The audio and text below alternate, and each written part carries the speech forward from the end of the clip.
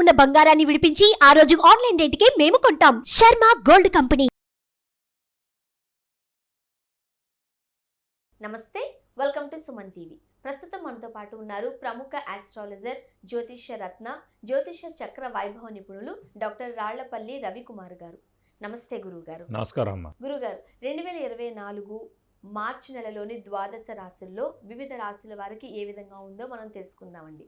ముందుగా మార్చి నెలలోని ద్వాదశ రాశుల్లో నవగ్రహాలు ఎక్కడెక్కడ ఉన్నాయి? తప్పకుండా అండి. శరదిందు సమాకారే పరబ్రహ్మ స్వరూపిణి వాసరాపీఠ నిలే సరస్వతి నమస్తుతే. సుమన్ టీవీ ప్రేక్షకులకి నమస్కారం. నవగ్రహాలు ద్వాదశ రాశుల్లో మార్చి నెలంతా ఎక్కడున్నాయి ఇప్పుడు తెలుసుకుందాం. ముందుగా సూర్యుడు వచ్చేసి మనకి మీనరాశిలో ఉన్నారు. అలాగే మనకి బుధుడు వచ్చేసి అదే మీనరాశిలో నీచ స్థానంలో ఉన్నారు.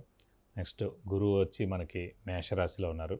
అలాగే రాహు మనకి మీనరాశిలో ఉన్నారు. అలాగే కేతు వచ్చేసి మనకి కన్యారాశిలో ఉన్నారు. ఇక శుక్రుడు మనకి కుంభరాశిలో ఉన్నారు. అలాగే శని స్వస్థానమైన కుంభరాశిలో ఉన్నారు. అలాగే కుజుడు కూడా మనకి కుంభరాశిలో ఉన్నారు. ఓవరాల్గా చూసుకుంటే కనుక కుంభరాశి మీనరాశిలో మూడు గ్రహాలు చొప్పున ఉన్నాయి. కాబట్టి ఈసారి కొంచెం జాగ్రత్తగానే చెప్పుకోవాలండి. కొంతమంది మా రాశి గురించి తెలియచేయండి అంటూ కూడా కమెంట్స్ రూపంలో తెలియజేస్తున్నారు. సో వాళ్ళందరి కోసం చెప్పండి. ముఖ్యంగా వివిధ రకాల రాశులకి కాస్త మిశ్రమ ఫలితాలు మనం చూస్తూ ఉన్నాం. మరి ఈ మార్చి నెలలో ధనుసు రాశి వారికి ఎలా ఉండే అవకాశం ఉందండి? వీళ్ళకి కూడా మిశ్రమ ఫలితాలేనా, లేకపోతే మంచిగా ఉందా? తప్పకుండా. ధనుసు రాశి అనగానే మనకి మూల 1, 2, 3, 4 పాదాలు, పూర్వాషాఢ 1, 2, 3, 4 పాదాలు, ఉత్తరాషాఢ 1వ పాదం, ఈ నక్షత్రాల సమూహం వచ్చేసి మనకి ధనుసు రాశి అయింది. ధనుసు రాశి వారి మటుకు అత్యద్భుతంగా ఉందనే చెప్పుకోవాలి. ఎందుకంటే గురువు పంచమ స్థానంలో ఉండడం, అలాగే మనకి శని తృతీయ స్థానంలో చాలా బాగుండడం, రాహుకేతులు పర్వాలేదండి, చతుర్థ దశమాల్లోనూ కూడా అంత ఇంపాక్ట్ ఏమి ఉండదు, నష్టపరిచేది అయితే ఏం లేదు. కాబట్టి గురువు శని మెయిన్ ప్లానెట్స్, అవి రెండు కూడా 100 ధనుసు రాశి వాళ్ళకు ఉన్నాయి. సో పంచమ స్థానం అంటే పిల్లల స్థానం, కూడా పిల్లల స్థానం క్రియేటివిటీ, ఇంటెలిజెన్స్, లాజిక్ కూడా పంచమైంది. సో ధనుసు రాశి వాళ్ళ పిల్లలు కూడా చాలా బాగుంటుంది ఇప్పుడు సమయం వాళ్ళకి. ఎందుకంటే వాళ్ళ పిల్లల స్థానంలోనే గురువు ఉన్నాడు కాబట్టి చాలా బాగుంటుంది. అలాగే వీళ్ళకి ఎవరికైనా సంతానం లేని వారికి సంతానం కలిగేందుకు అవకాశం, అలాగే ముఖ్యంగా అవివాహితుల వివాహం ఎందుకు అవకాశం. సో శ్రమ, కాలం, ధనం వ్యర్థం కాకుండా ఉండడం, అవసరానికి డబ్బులు సమకూరడం, రావాల్సిన బాకీలు వసూలు అవడం, స్పెక్యులేషన్స్ కలిసి రావడం, మధ్యవర్తిత్వం వహించవచ్చు, అలాగే షూరిటీస్ పెట్టవచ్చును, అలాగే ఫారెన్ ట్రావెల్, విజిట్స్, అసైన్మెంట్స్ వస్తాయి. అలాగే నిరుద్యోగులు ఉద్యోగం రావడం, ఉద్యోగస్తులకు ప్రమోషన్ రావడం, ప్రమోషన్స్ కాకుండా వాళ్ళకి మంచి అసైన్మెంట్స్ రావడం, మంచి నేమ్ అండ్ ఫేమ్ రావడం, బాస్ నుంచి మన్నన పొందడం, ఇవన్నీ కూడా జరుగుతాయండి. ధనుసు రాశి వాళ్ళకి నన్ను అడిగితే అత్యద్భుతంగా ఉందనే చెప్పుకోవాలి. ఇంకోటి దైవబలం, దైవానుగ్రహం కూడా పరిపూర్ణంగా ఉందండి. ఎప్పుడైతే దైవబలం, దైవానుగ్రహం పరిపూర్ణంగా ఉందో సో ఎలాంటి అడ్డు ఆటంకాలు ఉన్నా కూడా అన్నీ తొలగిపోయి ముందుకు వెళ్ళచ్చు, అన్ని పనులు సక్రమంగా సాగుతాయి అన్నమాట. సో అలాగే ఆర్థికంగా కూడా చాలా బాగుంటుంది. అలాగే ఇంట్లో పెద్దవాళ్ళ ఆరోగ్యం, చిన్నపిల్లల ఆరోగ్యం కూడా చాలా బాగుంటుంది. విందు వినోదాల్లో పాల్గొంటారు. అలాగే ముఖ్యంగా శత్రువులు కూడా మిత్రులు అవుతారు, అలాంటి పరిస్థితి. ఇది కాకుండా ముఖ్యంగా ఈ స్నేహితులు ఎవరైతే ఉన్నారో వాళ్ళందరి నుంచి కూడా విపరీతమైన సహాయ సహకారాలు ఉంటాయి. ఎప్పుడైతే మనకి గురుబలం ఉందో మన టైం బాగా నడుస్తుందండి. సో చుట్టాల నుంచి, బంధువుల నుంచి, ముఖ్యంగా స్నేహితుల నుంచి, అలాగే ఆఫీస్ రీత్యా కొలీగ్స్ నుంచి, వాళ్ళందరి నుంచి కూడా సహాయ సహకారాలు అందుతాయి. ఎప్పుడైతే మనకు గురుబలం తక్కువగా ఉంటుందో ఇవన్నిటి నుంచి కూడా మనకి ఏ సహాయం పరిస్థితులే ఉంటాయి. మరి వివాహాలు ఈ ధనుసు రాశి వారికి సానుకూల అంశమే అనుకోవచ్చా? ఖచ్చితంగా అండి. ఎందుకంటే మనకు పంచమ స్థానంలో ఎప్పుడైతే గురువు ఉన్నాడో ఖచ్చితంగా వివాహానికి సరైన సమయం అనుకోవచ్చు. ఏదైనా సరే ఇందాక చెప్పినట్టే మానవ ప్రయత్నం. ఇప్పుడు అమ్మాయిలు కానీ అబ్బాయిలు కానీ ఎవరైనా ఉండండి, మీరు రెడీగా ఉండాలన్నమాట. వివాహానికి మనం రెడీగా ఉన్నాం 100% అని మనస్ఫూర్తిగా మీరు అనుకున్న రోజే వివాహం అవుతుంది. ఏమాత్రం 50 కానీ 70% అనుకున్నా కూడా చూస్తూ ఉంటారు అంతే. ఆ చూపులు అనేది అవ్వదు. మీరు చూడండి, ఇప్పుడు ఈ మ్యాట్రిమోనీలో చూపులు అనేది అవ్వడం అనేది 2-3 నెలలకు 1-2 అవుతాయి అంతే. మరి 2-3 నెలలకి ఒకటి అవుతుందంటే ఎప్పటికొద్దు పెళ్ళి? మినిమం 1 ఇయర్ పడుతుంది. జాతకాల మ్యాచ్ మేకింగ్ అయినా సరే మినిమం 50-100 జాతకాలు మ్యాచ్ మేకింగ్ చేస్తే కానీ పెళ్ళి అవ్వని పరిస్థితి ఉంది ప్రస్తుతం. సో మనం స్పీడ్ అప్ అవ్వాలన్నమాట. అందుకే మన అమ్మాయిల వయసు 22-23కే స్పీడ్గా అయ్యేది. అప్పటి నుంచి మొదలు పెడితే కనీసం 25కి అవుతుంది.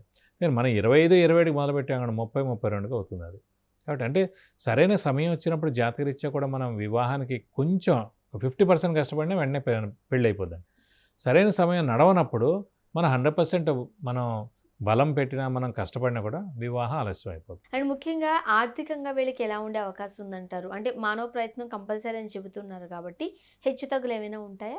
ఆర్థికంగా మటుకు అత్యద్భుతంగానే ఉందండి. ఎందుకంటే గురువు మెయిన్ ఆర్థికానికి మెయిన్ ధనానికి కారకుడు గురువే అండి. అలాంటి గురువు మనకి పంచమ స్థానంలో ఉండి భాగ్య దృష్టితోటి రాశినే ధనుసు రాశినే చూస్తున్నాడు కాబట్టి ఆర్థికంగా అత్యద్భుతంగా ఉంటుంది. ఓకే. సంతానం కలిగేందుకు అవకాశాలు ఎలా ఉన్నాయి? సంతాన స్థానమే పంచమ స్థానం, సంతాన కారకుడే గురువు అయ్యి అక్కడే ఉన్నాడు కాబట్టి ఖచ్చితంగా 100% సంతానం కలిగేందుకు అవకాశం 100% ఉంది. ఓకే.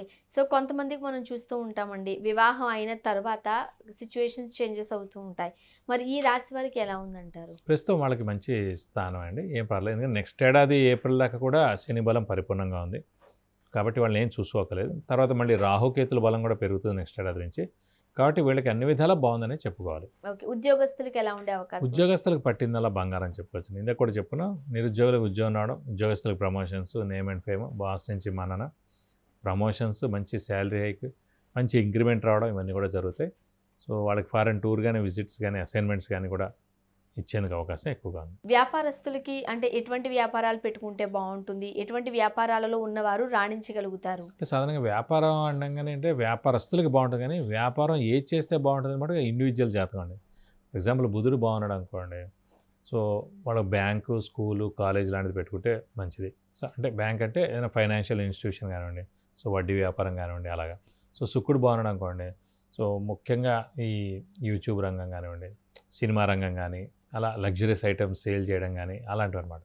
అలా ప్రతి దానికి ఒక్కొక్క గ్రహానికి ఒక్కొక్క ఇది ఉందన్నమాట, ఆ రంగంలో మీరు సక్సెస్ అవుతారని. సో వాళ్ళ జాతకరీత్యా ఏ గ్రహం బాగుందో అది చూసే మనం ఆ రంగంలో వాళ్ళు సక్సెస్ అవుతారని చెప్పవచ్చు. ఉద్యోగం అంతే అండి, ఏ గ్రహం అయితే బాగుంటుందో ఆ గ్రహం సంబంధించిన ఉద్యోగం చేస్తారు, ఏ గ్రహం అయితే బాగుంటుందో ఆ సంబంధించిన వ్యాపారం చేస్తారు.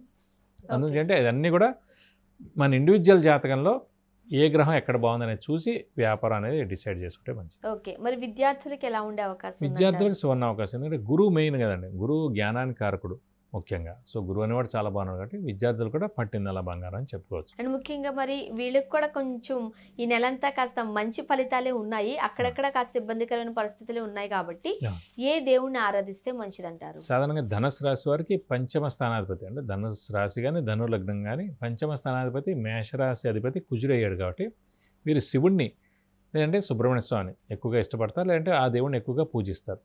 ఆ రెండు దేవుళ్ళే మీకు అదృష్టాన్ని కూడా కలగజేస్తాయి. అదృష్ట కారకుడు మీకు మెయిన్ లక్ ఫేవర్ చేసే గ్రహం అయినా మెయిన్గా ఆ కుజుడు, మెయిన్గా సుబ్రహ్మణ్య స్వామి లేదంటే శివుణ్ణి ఎక్కువగా పూజిస్తే మీకు అన్ని విధాలా మంచి చేకూరుతుంది. అండ్ వీరు ఈ నెలంతా పాటించాల్సిన పరిష్కార మార్గాలు ఏంటండి? ప్రస్తుతం రాహు ఒక్కడు చతుర్థ స్థానంలో ఉన్నాడు కాబట్టి ఈ ఇంకొక ఏడాది పాటు అక్కడే ఉంటాడు కాబట్టి మెయిన్గా ఈ ధనుసు రాశి వాళ్ళు అమ్మవారిని ఎక్కువగా ఆరాధిస్తే చాలా మంచిది. ఏ అమ్మవారైనా పర్వాలేదు, ప్రతిరోజు అమ్మవారి అష్టోత్తరం చదువుకుంటే మంచిది. వీలైతే ప్రతి శుక్రవారం అమ్మవారి గుడికి వెళ్ళి 41 ప్రదక్షిణాలు చేయడం, అలా వీలైతే కనుక అర్చన కానీ అభిషేకం కానీ అమ్మవారికి చేయిస్తే మంచిది. అలా వీలైతే కనుక మినపప్పు కేజింపో, వీలైతే కనుక ఒక 4 కానీ 7 శనివారాలు బ్రాహ్మడికి కేజింపో మినపప్పు దానం ఇస్తే కనుక రాహు యొక్క దోషం తలిపి మీకు అన్ని విధాలా మంచి చేకూరుతుంది. గురుగారు, మార్చి నెలలోని మనం ద్వాదశ రాశిలో ధనుస్సు రాశి గల వారికి ఏ విధంగా ఉండే అవకాశం ఉంది, అలానే చక్కటి పరిష్కార మార్గాలు సూచించారు. ధన్యవాదాలండి. నమస్కారం.